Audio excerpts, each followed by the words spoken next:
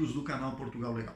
Meu nome é Renato Koprowski, sou advogado e estamos aqui no canal Portugal Legal para lhes trazer informação a respeito do cotidiano português, das questões ligadas à nacionalidade e cidadania e, de uma maneira geral, da legislação portuguesa aplicada ao dia a dia de quem está aqui em Portugal.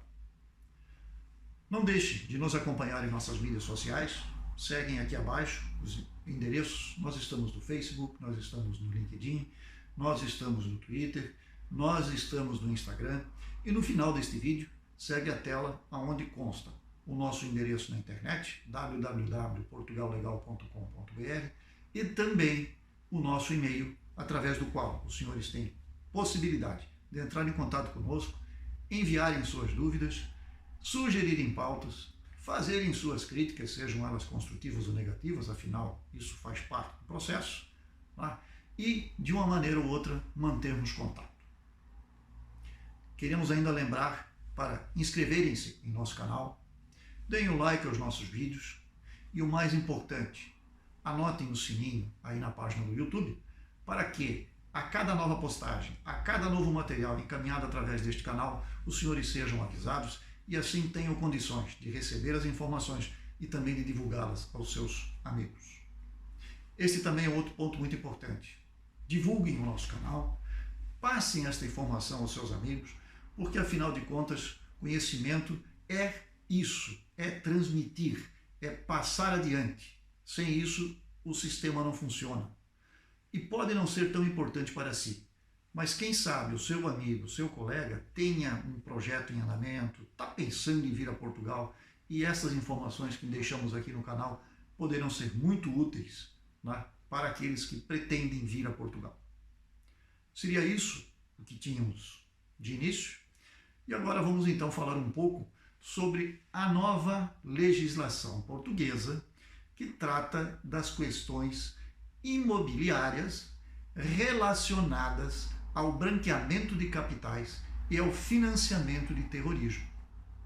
Estamos falando aqui daqueles interessados, né, nos investimentos em Portugal, alguém que queira adquirir um imóvel aqui em Portugal, os tão famados, falados vistos gold, né, que são vistos para investidores, são valores, né, grandes, são valores enormes, que são dispensados aí para esta finalidade, né? O valor não é pequeno, isso é para gente que tem muito dinheiro, mas o governo novamente criou uma regra que visa justamente evitar o quê? O branqueamento de capitais, a lavagem de dinheiro, como nós tanto conhecemos aí no Brasil. E isto tanto para aquisição como para arrendamentos. Então, temos algumas regras novas e neste vídeo estaremos tratando delas.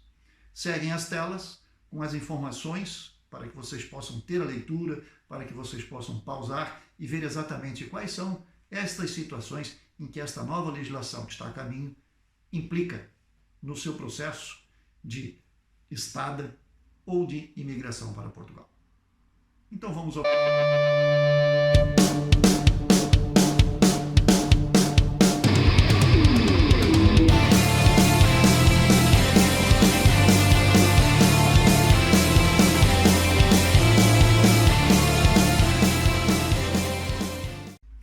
amigos do canal Portugal Legal. Como dito, no vídeo de hoje nós estaremos falando das novas regras para o setor imobiliário de Portugal. Quem tem que cumpri-las são, evidentemente, as empresas que lidam diretamente com a venda e com o arrendamento, com a locação de imóveis aqui em Portugal. Mas para você que está vindo, ou para você que tem interesse no investimento, é importante saber que houve esta alteração na legislação. Então, seguem aqui as telas, e nós vamos então tratar destes detalhes que foram agora por lei implantados aqui em Portugal.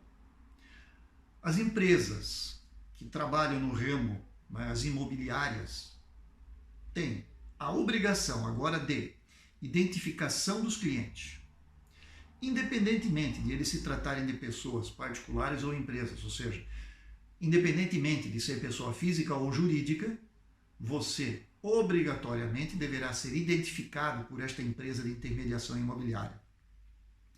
Também os beneficiários efetivos.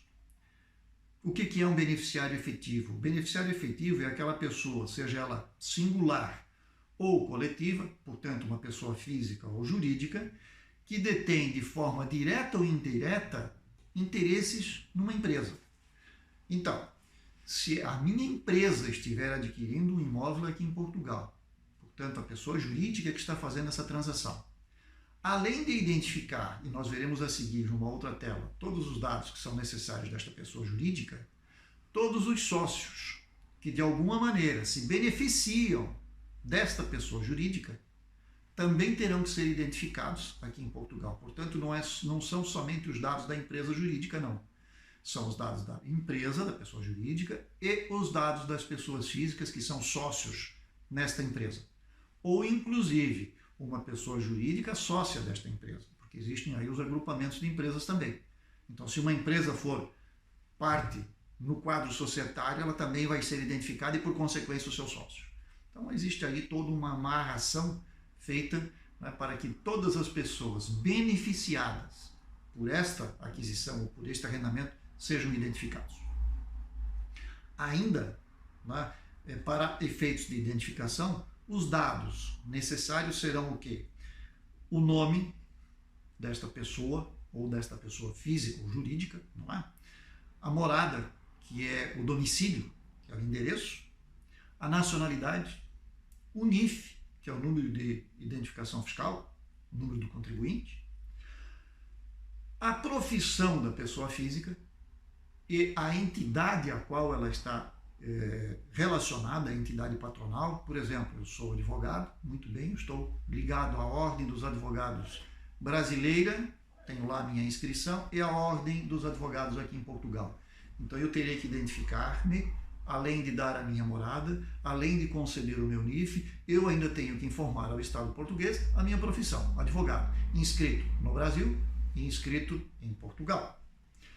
Além disto, no caso das empresas, há também a necessidade da morada, ou seja, da sede social da empresa ou da filial, da sucursal, e a identificação de todos os titulares com participação societária superiores a 5%.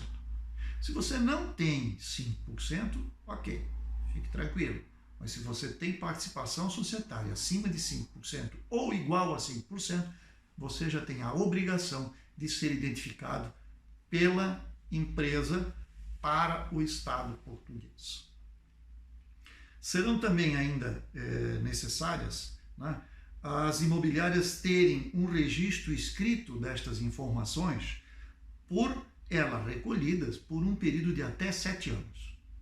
Portanto, as informações de uma transação imobiliária realizadas hoje terão que ser guardadas e mantidas de maneira segura por esta empresa por um período de 7 anos, que é o período que o Estado tem condições e pode exigir alguma investigação, algum acesso a essas informações. Evidente que serão mantidas sob sigilo, guardadas. Existe aqui todo o enquadramento legal que prevê a proteção de dados, porém, por um período de 7 anos elas estarão guardadas e o Estado, se necessário, tem condições de acessá-las. Na próxima tela, nós estaremos, então, falando agora de um outro fator interessante que as imobiliárias, que os intermediadores imobiliários terão de ter, que é o quê? Indicador de suspeição. Ou seja, a legislação passa a prever que estas empresas devem criar critérios para que possa ser identificada uma eventual situação de lavagem de dinheiro, de branqueamento de capitais, ou ainda de que este dinheiro, de alguma forma, esteja patrocinando, esteja financiando o terrorismo de uma maneira geral. A legislação passa a prescrever de toda maneira uma multa pesada que chega a milhares de euros, que pode chegar a milhares de euros, e a pena, porque existe aqui também um enquadramento legal penal para isto. Ou seja, quem de alguma maneira não cumprir esta legislação ou vier a fraudar esta informação de alguma maneira, tem pena legal prevista entre 2 e 12 anos. Vejam, não é pouco. São de 2 a 12 anos de prisão. Esta é a pena para quem infringir estas regras que agora estão sendo impostas pelo ordenamento jurídico português. E isso, gente, não é coisa que vai levar tempo para ser implantado, não. Isto começa a valer a partir do dia 26 de junho deste mês. Portanto, agora, nos próximos dias, isto passa a estar valendo. Perfeito? Tem aqui uma outra situação ainda, que esses deveres de informação, conforme podem verificar aí em nossa tela, eles estão ligados, né?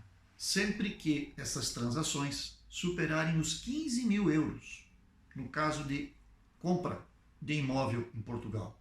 E 15 mil euros, gente, para um imóvel não é nada, não é? 15 mil euros é o valor de um veículo de padrão médio, baixo.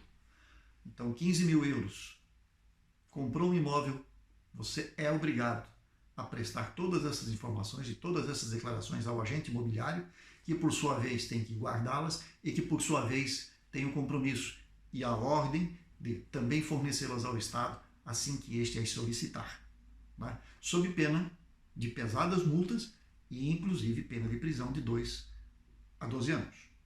Tá? Então, qualquer situação que suscite essa dúvida no agente, ele é obrigado, né, a fazer essa informação, e as imobiliárias vão ter que criar critérios duros, porque caso contrário estarão sendo penalizadas. Também existe uma outra situação, que nós vamos abordar agora, que é a questão relacionada ao arrendamento, ao aluguel do imóvel. Sempre que um imóvel for alugado, for arrendado, né, e que o valor seja igual ou superior a 2.500 euros, esta informação também deve ser colhida e também estará à disposição do Estado. Portanto, arrendamentos superiores ou iguais a 2.500 euros também estão sujeitos a estas regras. E por final, né, estas empresas têm a obrigação de terem um colaborador indicado sempre que no seu quadro de pessoas, ou seja, digamos assim, de funcionários desta empresa de intermediação imobiliária for igual ou superior a 5, elas têm de indicar o nome de um deles que passa a ser o responsável pelo cumprimento das normas. O responsável legal. Portanto, se alguma coisa acontecer e não foi procedido da maneira que a legislação aqui coloca, a partir do dia 26 de junho, esta pessoa que for indicada pelo agente imobiliário é que irá responder, é que será diretamente responsabilizada pela omissão e pela colaboração, né, no branqueamento de capitais, na lavagem de dinheiro, ou ainda no financiamento a terrorismo, sempre que isto for detectado. Portanto, é mais uma maneira que o Estado português encontrou de fechar o cerco à lavagem de dinheiro, né, ao branqueamento de capitais, como aqui é falado, e é mais uma maneira que o Estado português encontrou de apurar, de verificar e de evitar que ocorra financiamento a terrorismo através destas operações imobiliárias. Então seria isto que teríamos para o vídeo de hoje. Desejamos a todos muita sorte e sucesso. Até o próximo.